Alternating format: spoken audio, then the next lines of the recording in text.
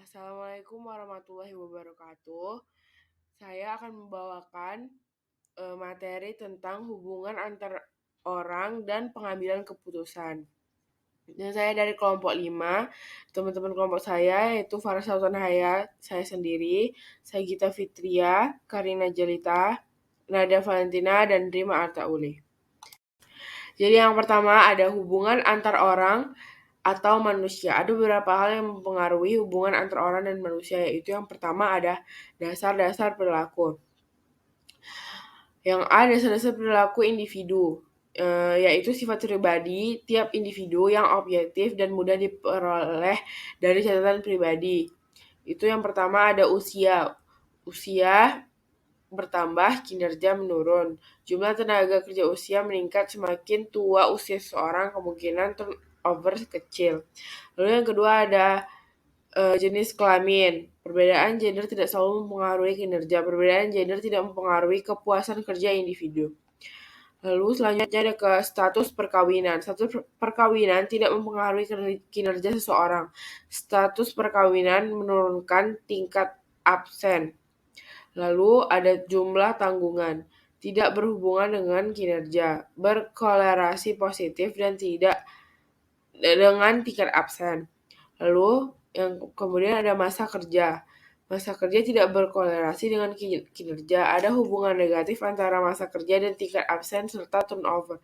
Meskipun hubungan senioritas dan produktivitas telah diselidiki secara luas, tidak ada indikasi bahwa pekerja dengan masa kerja yang lebih lama lebih produktif.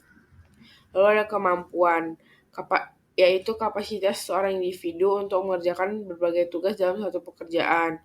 Macam-macam kemampuan itu ada kemampuan intelektual dan kemampuan fisik. Lalu selanjutnya ada kepribadian. Kepribadian merupakan sesuatu yang terdapat dalam diri individu yang membimbing dan memberi arah kepada seluruh tingkah laku individu yang bersangkutan. Kemudian ada faktor-faktor pembentuk kepribadian. Yang pertama ada keturunan genetik yang ditentukan sejak lahir. Yang kedua ada lingkungan berupa budaya dan norma. Yang ketiga situasi atau kepribadian orang bisa berubah-ubah akibat situasi atau konteks tertentu. Kemudian ada ciri-ciri kepribadian. Ciri-ciri kepribadian dibedakan dalam extrovert atau introvert, itu lingkungan, sensing or intuition,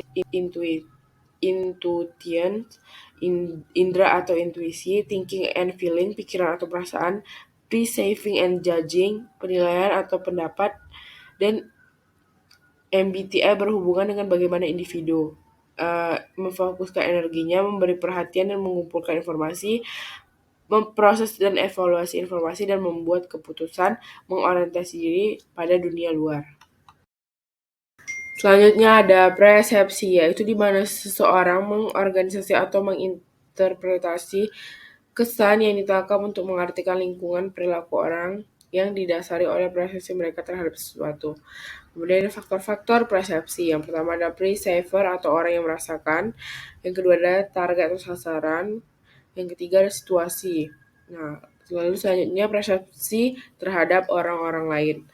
Yang pertama itu ada selective perceptio, atau individu cenderung akan berpersepsi terhadap orang lain sesuai minat, latar belakang, dan pengalaman pribadinya. Yang kedua ada halo effect, dalam mengambil kesimpulan tentang orang lain cenderung hanya memperhatikan satu karakteristiknya.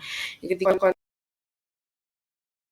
pengambilan keputusan. Pengertian pengambilan keputusan merupakan suatu tindakan yang menentukan hasil dalam memecahkan masalah dengan memilih jalur tindakan di antara beberapa alternatif yang ada. Lalu ada fungsi dan tujuan pengambilan keputusan. Yang pertama ada fungsi pengambilan keputusan, yaitu sebagai sesuatu kelanjutan dalam cara pemecahan masalah. Yang kedua ada tujuan, yaitu ada dua, tujuan bersifat tunggal dan tujuan bersifat ganda. Tujuan bersifat tunggal terjadi apabila yang dihasilkan hanya menyangkut satu masalah. Tujuan bersifat ganda adalah keputusan yang dihasilkan itu menyangkut lebih dari satu masalah.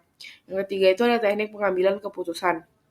Yang pertama ada operation research, linear programming, gaming and words, probability, dan ranking and statistical weighting. Yang keempat itu ada tahap-tahap pengambilan keputusan. Adapun tahap-tahap tersebut yaitu mendefinisikan masalah sesuatu secara jelas, membuat daftar masalah yang akan dimunculkan, melakukan identifikasi dari setiap masalah, memetakan setiap masalah tersebut berdasarkan kelompoknya, dan yang terakhir ada memastikan kembali bahwa alat uji yang dipergunakan telah sesuai dengan prinsip-prinsip kaidah yang pada umumnya. Sekian presentasi dari saya, kurang lebihnya mohon maaf. Wassalamualaikum warahmatullahi wabarakatuh.